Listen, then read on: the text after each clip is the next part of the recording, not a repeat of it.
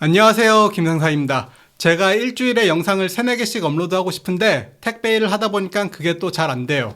쉬는 날이 이틀이 있긴 한데 이 이틀 동안 제가 부업도 하고 군대 관련돼서 대외적인 활동도 하고 이번 주만 해도 어제랑 오늘 이틀 쉬는데 어제는 군대 이슈 관련돼서 만나자고 한 사람도 있었고 군대 관련된 자료를 달라고 하신 분도 있어요. 그래서 어제는 유튜브를 아예 못 찍었고 오늘은 제가 건강검진이 예약이 돼 있었고 제 돈 들여서 내시경까지 받는다고 했어요. 그런데 오늘 수면 내시경으로 받으면 유튜브 촬영을 아예 못할 것 같아서 비수면 내시경으로 바꾸고 식도를 타고 내려가는 내시경의 느낌을 그대로 받으면서 내시경을 받고 왔어요. 내시경 결과가 다행히 아무런 문제가 없다고 나왔고 오늘의 주제, 군인들의 건강이 망가지는 이유, 부하들의 건강을 진정으로 생각하는 지휘관이 있긴 한가, 혹은 지휘관들이 이런 생각을 할 수준이 되는가, 이런 내용을 가지고 한번 얘기를 해볼게요. 군인들에게 크게 적용되지 않는 법이지만 사회에서는 적용되는 법, 산업안전보건법에 보면 근골격계 부담 작업이라는 게 있어요. 산업재해 여부를 조사할 때 이 내용을 가지고 조사를 해요. 연간 60일 이상 초과하는 경우에만 해당되지만 아마 대부분의 전투부대 군인들은 다 해당이 될 거예요. 첫 번째, 하루 10회 이상 25kg 이상 물체를 드는 작업. 두 번째, 하루 25회 이상 10kg 이상의 물체를 무릎 아래서 들거나 어깨 위에서 들거나 아니면 팔을 쭉 뻗은 상태로 들어야 하는 작업. 3번은 크게 해당이 없을 것 같고 4번, 하루에 총 2시간 이상 시간당 10회 이상 손 또는 무릎을 사용하여 반복적으로 충격을 가하는 작업. 전투부대 간부들은 이 1번, 2번, 4번에 대해서 적용이 될 거예요.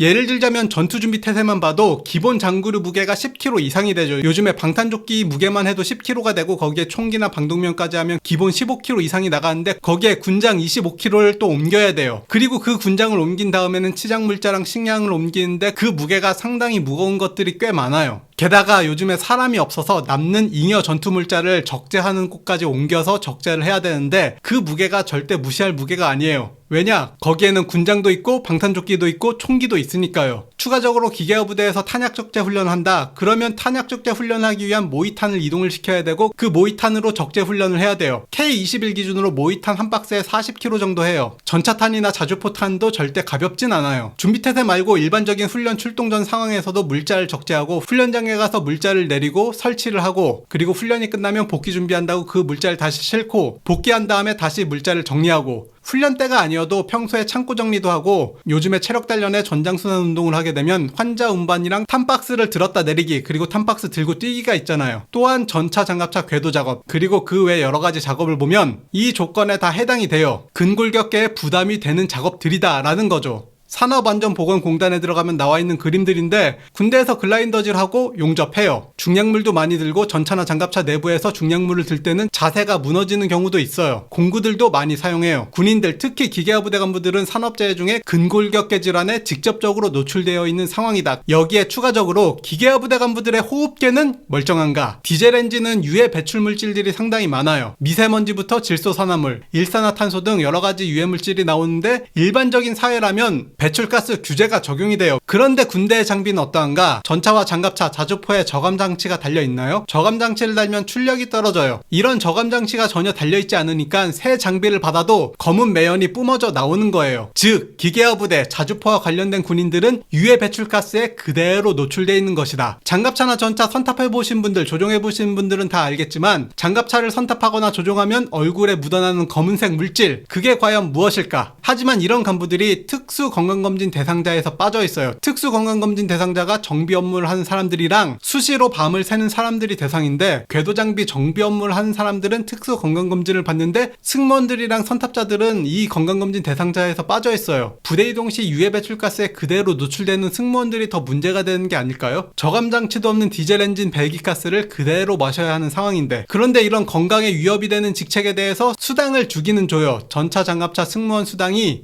35,000원, 하사 월급이 30만원대일 때도 35,000원이었는데 건강에 위험이 되는 위험수당을 2024년에 35,000원을 주고 있다. 사회에 나오면 건강에 위험이 되는 직업들은 소득이 높아요. 그리고 산간지역이나 시골지역으로 이동해서 근무한 직업들의 소득도 높아요. 군인들이 그 지역이 고향은 아니잖아요. 예를 들면 건설사 직원일 경우 해외 토목 현장으로 가면 돈을 제일 많이 벌어요. 그리고 지방 토목 현장에 가도 돈을 많이 주고 수도권 현장도 그 다음으로 많이 주고 사무직이 돈이 제일 안 돼요. 건강에 위협이 되고 산간지역에서 근무하는 군인들의 월급 180만 원. 이게 상식적으로 맞는 일인가? 제 영상에 달린 댓글 중에 군인은 명예로 사는 직업이다라고 하시는 분들이 있는데 중세시대나 조선시대에 명예를 가지고 있던 사람들이 누구인가? 왕족, 귀족, 기사, 양반 같은 잘 사는 사람들이 명예를 운운했어요. 명예는 잘 살 때 챙길 수 있는 것이지 최저시급보다 낮은 금액을 받으면서 명예를 운운할 수는 없는 거예요. 그리고 언제부터 국민들이 전쟁 나면 최전방에서 싸운 군인들의 명예를 충분히 존중해줬냐? 군인들의 명예를 존중해주지 않는 사례가 정말 많아요. 게다가 훈련을 하는데 왜 우리 마을에 와서 훈련을 하냐 따지는 사람들도 있고, 대한민국 사회에서 군인의 명예가 존중받는 사회는 아니잖아요. 게다가 군인의 명예를 정말 존중해주는 미군만 봐도 미군에 입대하는 정말 다양한 이유가 있지만 그 중에서 돈 때문에, 대출 때문에, 아니면 좋은 차를 사려고 이렇게 입대하는 사람들도 있어요. 왜냐? 미군의 월급은 상당히 괜찮은 수준이고 미국은 민영화된 건강보험이 상당히 비싼데 이런 것까지 보장해주면 월급 수준이 굉장히 높은 편이에요. 간부들의 건강 문제, 특히 기계화 부대 간부들의 근골격계와 호흡계 질환에 대한 대책이 있는가? 제 생각에는 훈련량과 강도를 좀 조정해줄 전문가가 필요하고, 통일된 체력 단련 시간이 아니라 개개인별로 필요한 근력, 체력 강화 프로그램을 따로 만들어야 돼요.